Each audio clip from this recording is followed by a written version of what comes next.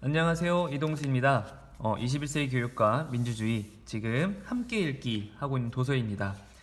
오늘은 1장에 대해서 제가 아주 간략하게 요약을 드리고요. 이 1장 요약을 통해서 우리의 생각을 패들렛이나 아니면 만남의 자리를 통해서 공유하면 좋을 것 같습니다.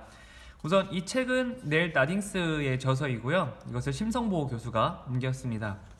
넬 나딩스의 저서를 옮기는 과정에서 굉장히 문체가 의역보다는 지역이 많기 때문에 읽는데 조금 많이 생각을 해야 되는 것 같은데요. 오히려 이 책의 매력이 그런 것 같습니다. 문장 하나하나를 조금 더 읽어보게 하고 생각할 수 있게 하는 그런 힘을 좀 가지고 있는 책인 것 같습니다. 자, 아무튼 제 1장 두 렌즈를 통해 본 교육 문제입니다. 1장은 총 이렇게 보면은 54페이지까지 37에서 54 한 20페이지 한 10장 정도 되는데요. 일단 제가 간략하게 말씀을 드리겠습니다. 자, 두 렌즈를 통해서 본 교육의 문제. 두 렌즈라는 것은 뭐냐면은 이 미국 교육의 문제를 바라보는 관점을 시험 성적으로 인해 교육이 평가되고 있는 결과주의, 어떤 성과주의 이런 것으로 우리 미국 교육이 지금 문제가 있다. 미국 교육의 문제를 이 시험 성적으로 판단하는 거에 대해서 조금 우리가 경각심을 가져야 된다라고 던지고 있는 거고요. 두 번째가 21세기 사회는 경쟁에 대한 이런 강조가 줄어들고 있는 사회이고 협동이 중요시되고 있는 사회인데 과연 학교 교육이 이렇게 경쟁 중심으로 가는 것이 과연 옳을까? 이렇게 시험 성적과 경쟁이라고 하는 이런 키워드를 가지고 학교에 지금 둘러싸여 있는 문제들, 그러니까 학교의 내부의 문제라기보다는 학교의 외적인 문제들, 제도나 아니면은 미래 사회의 어떤 방향성을 가지고 학교를 한번 살펴본 거라고 생각하시면 될 것 같습니다. 이 두 렌즈를 가지고 온 그 배경 속에는 뭐가 있었냐면 미국이라는 나라가 사실은 어떻게 보면은 미국 중심, 글로벌, 세계의 어떤 넘버원 이런 자기들만의 어떤 우위적인 사고를 가지고 있는데 피사 성적을 보면 OECD 많은 나라가 학업 성취도 수준을 비교한 이 피사 성적에서 보면은 아시아나 유럽 국가들에 비해서 현재의 성적이 낮은, 그러니까 왜 이렇게 우리 아이들이 학업 성취도가 낮지? 라고 하는 그런 의문부터 시작이 되었다고 보시면 될 것 같습니다. 이 90년대에 그런 문제가 굉장히 미국 교육계에서 화두였고, 그럼 미국의 어떤 교육 특성을 보면은 아시다시피 주마다 교육과정을 다 각자 나름대로 세우고 주마다 교육감이 이 교육과정 운영에 책임을 가지고 있는 구조인데, 그래서 주마다 다른 네바다주 다르고 이렇게 주마다 다른 이 교육과정을 그럼 국가 수준에서 한번 통일해서 모든 주가 공통된 교육과정을 운영할 수 있게 하면 어떨까 하는 아이디어가 이 모든 이 책에 나오는 어떤 출발점이라고 보시면 될 것 같습니다. 그래서 CCSS라고 해서 쉽게 말하면 우리나라처럼 국가 수준 교육 과정을, 물론 우리나라도 미국에 있는 이 국가 수준 교육 과정을 가지고 와서 흔히 말하는 지금의 성취 기준이나 성취 수준 이런 것들을 만들어냈는데요. 어찌되었든 이 90년대 때 미국의 교육계에서는 주마다 다른 교육 과정을 국가 수준에서 통일하려고 하는 이 흐름이 있었습니다. 그래서 국가 수준의 어떤 교육과정이 만들어지고 국가 수준에서 만든 교육과정이 모든 주의 모든 학교의 모든 아이들이 동일하게 도달해야 되는 성취 기준과 지금 우리나라처럼요 이런 성취 수행 이런 과제들이 계속 제시가 되었습니다. 그래서 미국의 학업 성취를 이끌어갈 수 있다라고 했는데 이 책의 저자인 넬 나딩스는 그런 것들이 오히려 학교 교육의 본질을 훼손하고 위협하는 요소이다라고 글을 통해서 강조하고 있습니다. 그러면 제가 이 두 가지 렌즈, 자, 미국의 시험 성적과 미래사회의 변화에 대해서를 가지고 얘기한 이 책을 한 장 한 장씩 빠르게 넘겨가면서 말씀을 드리겠습니다. 앞부분은 이렇게 두 가지 렌즈를 얘기하고 있습니다. 자, 보시면 이렇게 높은 성적, 시험에 대한 얘기를 다루고 있고요. 두 번째 장에 보시면 이렇게 미래사회에는 협력, 대화, 상호의존, 창의성과 같은 이런 요소들이 중요한데 경쟁을 강조하고 있는 것이 너무나 좀 안타깝다라는 내용이었습니다. 그러면 이 과연 성취 기준은 과연 누가 만든 것이고 기준의 의미는 무엇일까에 대해서 처음부터 논의를 해 나가기 시작합니다. 이때 주요 사례들로 다이안 레비치라고 하는 90년대 이 부시 정부의 교육부 차관 이분의 어떤 이야기를 좀 가지고 왔는데요.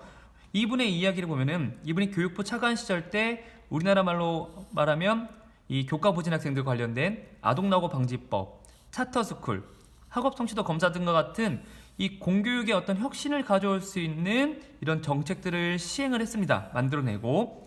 그런데 이분이 94년도에는 이런 식으로 이런 정책들의 효과가 나타났다라고 강조하고 있는데요.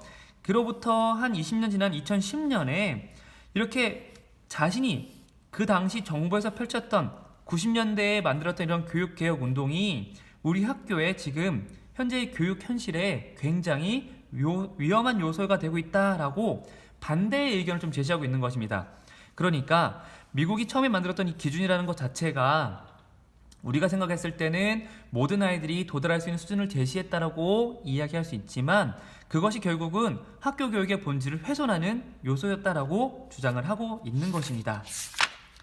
그래서 이렇게 제가 지금 일부러 중요한 문장들만 형광펜으로 칠해 봤는데요. 기준에 대한 공지는 오직 특정한 영역의 노력이나 그 영역에 종사하는 사람과 연관된다. 그러니까 결국은 학교 안에 있는 다양한 아이들, 결국은 아이들, 학생, 사람 중심으로 교육과정이 만들어져야 되는데 위에서 만들어낸 교육과정으로 마치 공장에서 물건을 찍어내듯이 학생들을 그 기준에 부합하게끔 만들어야 된다라고 하는 것이 잘못되어 있다라고 계속 진술을 하고 있고요.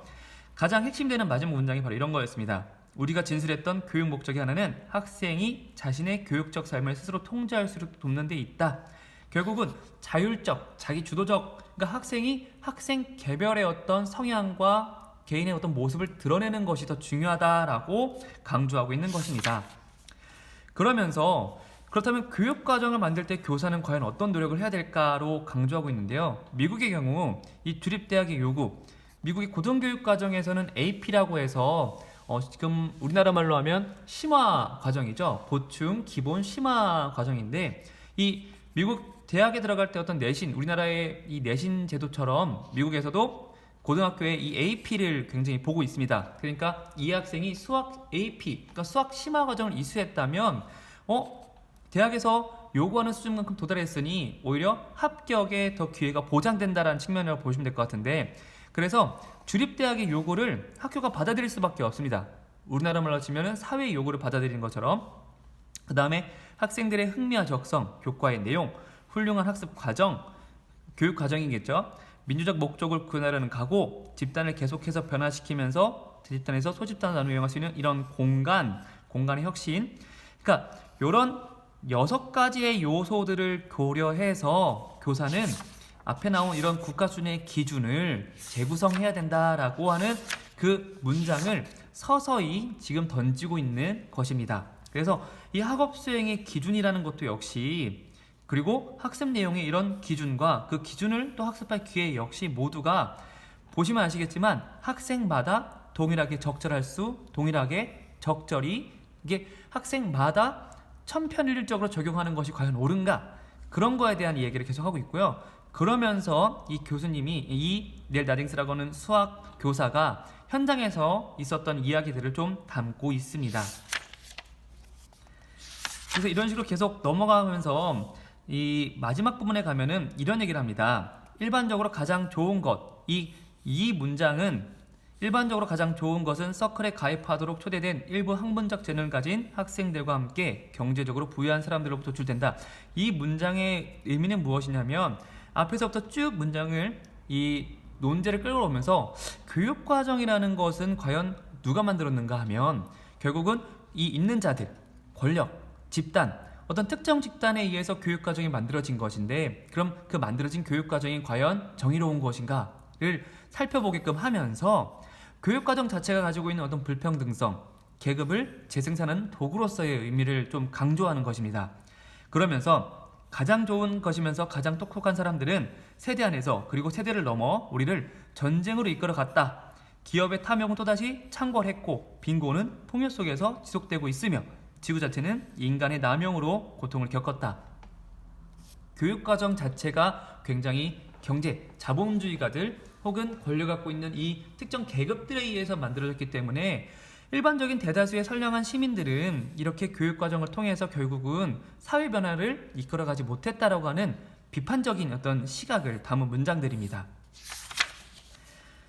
그러면서 결국 이제 마지막 부분으로 가면서 교사의 역할을 굉장히 강조하고 있습니다.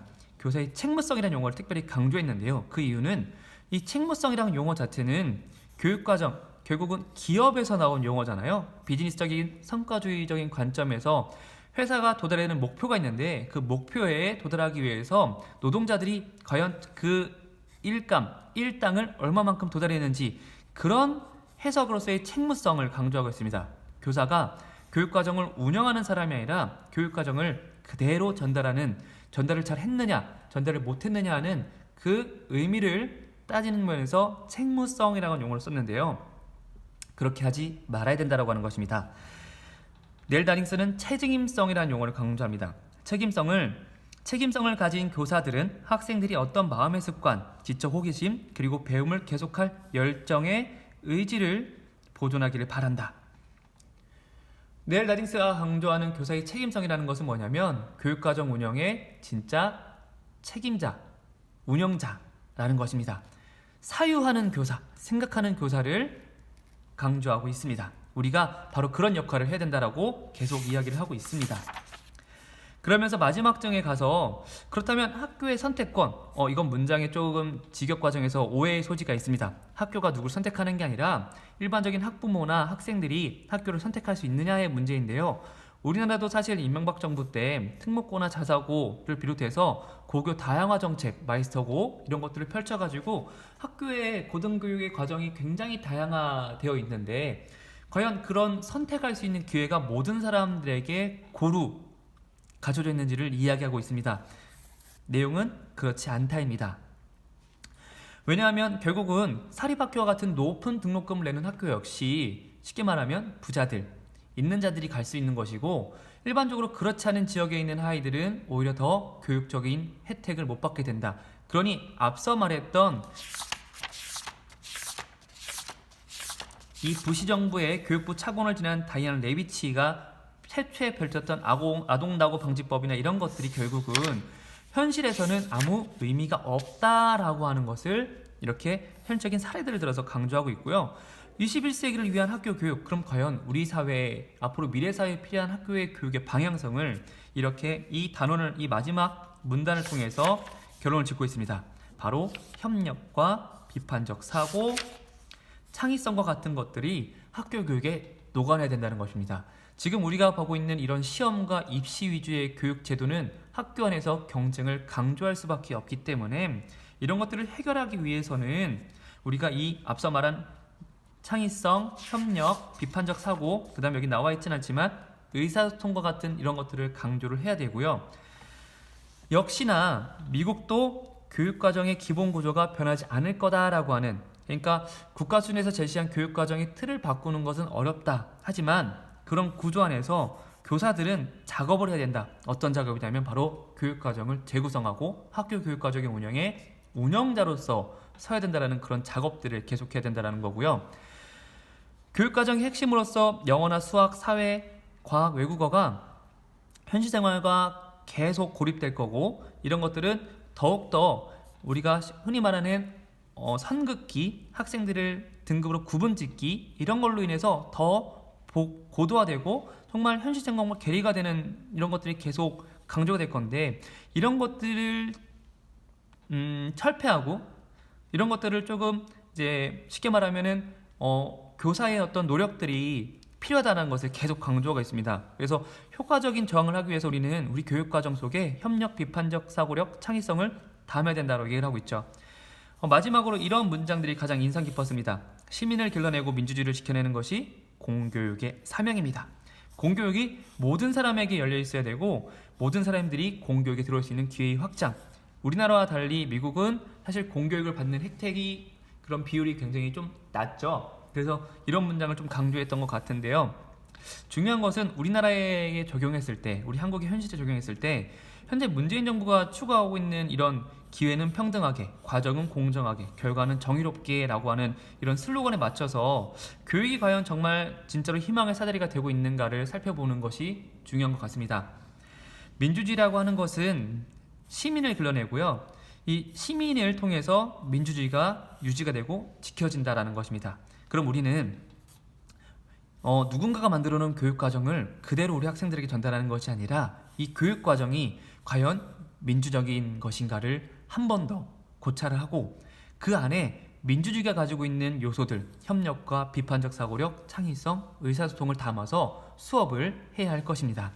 그런 내용으로 1장은 미국의 교육이 이런 문제를 가지고 있다. 그러면 이런 문제를 해결하기 위해서는 바로 결국 교사의 역할이 중요하다라고 도입 부분에서 강조를 하고 있습니다. 결국 21세기 교육과 민주주의의 출발점, 시작은 바로 교사라는 것을 말하고 있는 것이죠. 자, 이렇게 1장을 간략하게 정리해 드렸습니다. 짧게 말한다고 했는데도 무려 16분이나 걸렸습니다. 굉장히 조금 죄송하지만 1장이 굉장히 중요하기 때문에 이 영상을 보고 여러분들의 생각을 나눠주셨으면 좋겠습니다. 2장에서 다시 만나겠습니다. 감사합니다.